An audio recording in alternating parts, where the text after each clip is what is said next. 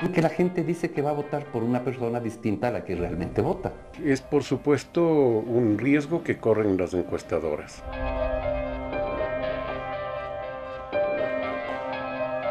A lo mejor no nos está diciendo el 100% de veracidad. Es la carta escondida de las campañas electorales y el fantasma que ronda a los estudios de las empresas de opinión pública. Es el voto oculto que puede romper el tablero electoral y echar abajo las proyecciones de las encuestadoras. No son predictivas. Las elecciones pueden variar de un momento a otro por una serie de circunstancias. La imprecisión de los resultados solamente se puede conocer hasta el final de una elección. Los encuestadores históricamente han tenido que lidiar con este fenómeno. Que no le están diciendo la verdad. Que ya no son simplemente problemas de falla de las encuestas, sino de conductas de los electores que no pueden ser predecidas. ¿Pero qué factores inciden en el voto oculto del electorado? ¿O cómo se explica el silencio del votante antes de entrar al cuarto oscuro? Y es precisamente en ese denominado cuarto oscuro o lugar privado donde el mismo día de la elección, alrededor de un 15% de los votantes se decide según los expertos. El único voto que existe, el único voto que se puede contabilizar es el voto, es el sufragio electoral. Lo demás son solamente pronósticos. Pero con este 15% de indecisos que no saben por quién van a votar, cualquier cosa puede pasar. Pero antes de llegar al biombo o cuarto oscuro, el elector pasa por una etapa de control social, fase que se explica a través de la teoría de la espiral del silencio, propuesta por la politóloga alemana Elisabeth Noelle-Neumann, donde las personas adaptan su manera de comportarse a las opiniones predominantes en su contexto social sobre cuáles conductas son o no aceptables. Este fenómeno tiene su origen en nuestro natural temor al aislamiento, que podría darse si expresamos opiniones sondeando el ambiente para determinar qué criterios podemos expresar aún sin estar de acuerdo con esa opinión dominante. La espiral del silencio nos demuestra que la fase previa a una contienda electoral genera incertidumbre y un debate intenso sobre lo políticamente correcto o incorrecto, sobre lo que es mejor callar o decirlo abiertamente. Yo no me atrevo a decir que voy a votar por este candidato por X razones, porque no es presentable mi candidato o porque puedo tener sanciones. El comportamiento electoral para elegir al nuevo presidente del Ecuador ha estado marcado también por el denominado voto oculto, que pone en jaque a las empresas encuestadoras para definir los resultados de sus intenciones de voto.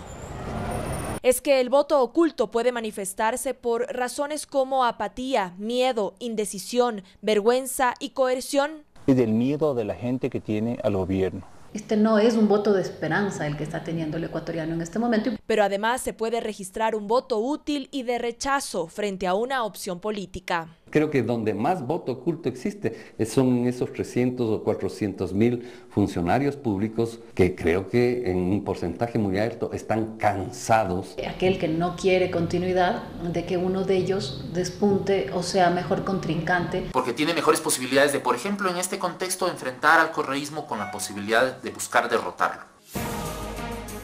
Para las elecciones de este 19 de febrero en el Ecuador, la indecisión registró niveles históricos desde el retorno a la democracia. En noviembre, una vez que se inscribieron las 8 candidaturas presidenciales, se ubicó en el 50%, otro gran obstáculo para las empresas encuestadoras. Acudimos a las técnicas del neuromarketing político para intentar descifrar el comportamiento del elector. Víctor Galarza nos cuenta por qué las campañas políticas están buscando percepciones, atención y niveles de emoción de los votantes para alcanzar la victoria. Siempre una persona ve lo que quiere ver. Entender dónde la persona está poniendo su atención. A través del sistema eye tracking se analiza los movimientos oculares. Es una técnica de medición biométrica que puede ayudar a comprender el inconsciente de los sujetos. Le ves a Lenin, dudas un poco, te quedas entre, regresas a ver a Lazo, regresas a ver a Paco y te quedas viendo a Paco y ya está, y votas por Paco. Permite registrar los recorridos visuales y crear mapas que señalen los puntos calientes de la imagen. Y en ese momento, cuando tú vayas a votar, vas a ver el rostro de alguien conocido y vas a votar, si no sabes por qué votar.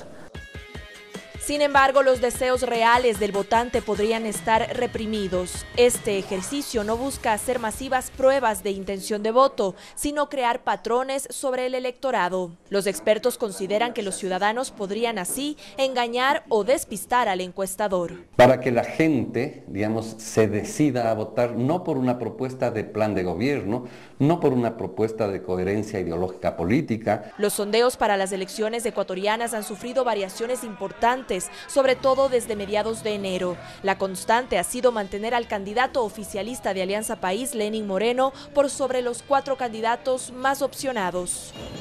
El candidato Lenín Moreno ha reflejado siempre el voto duro de Alianza País, pero el voto, llamémosle duro anticorreísta, no está expresado en ninguno de los otros candidatos. 11 encuestadoras fueron autorizadas por el Consejo Nacional Electoral. Analizamos a 6 que hicieron públicos sus resultados hasta el pasado 8 de febrero, fecha límite impuesta por el organismo electoral. La intención de voto para el oficialista Lenín Moreno se ubicó entre el 28 y el 43%. Para Guillermo Lasso de Creo, entre el 16 y el 21%. Para la social cristiana Cintia Viteri, entre el 11 y el 20%. Y para Paco Moncayo del Acuerdo por el Cambio, entre el 6 y el 11,5%. Los otros 4 candidatos, Bucaram, Espinel, Suquilanda y Pesantes, se situaron por debajo del 4% de intención. 3 encuestadoras establecieron una diferencia entre Moreno y Lasso desde 16 hasta 22 puntos. Otras 3 bajaron la diferencia Moreno-Lasso entre 10 y 11 puntos. Únicamente la encuestadora Market ubicó a Cintia Viteri detrás de Lenín Moreno, con una mínima distancia de 2 puntos frente a Guillermo Lasso.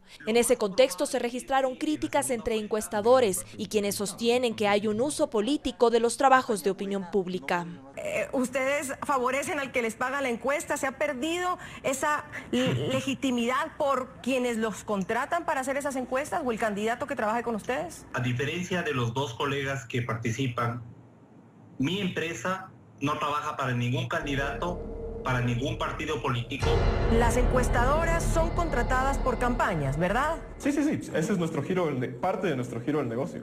Somos contratados por organizaciones políticas de distintas tendencias ideológicas. Sí, Andrea, pues yo creo que el hecho de que una agencia de investigación de opinión pública y mercados trabaje con algún grupo político no es nada nuevo. Es un mito y es una falsedad total, ¿no? Que digan que porque fulano paga la encuesta tiene que ponérsela en primer lugar.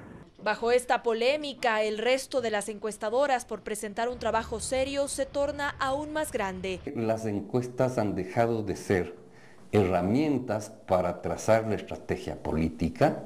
Al cierre de la difusión de los sondeos, la mayor parte de las encuestadoras coincidió en la posibilidad de un balotaje que se desarrollaría el próximo 2 de abril y que definiría el rumbo que tome el Ecuador para los próximos 4 años. Al final de la contienda y tras la publicación de resultados oficiales, sabremos si las encuestadoras acertaron esta vez y quién ocupará el sillón de Carondelet.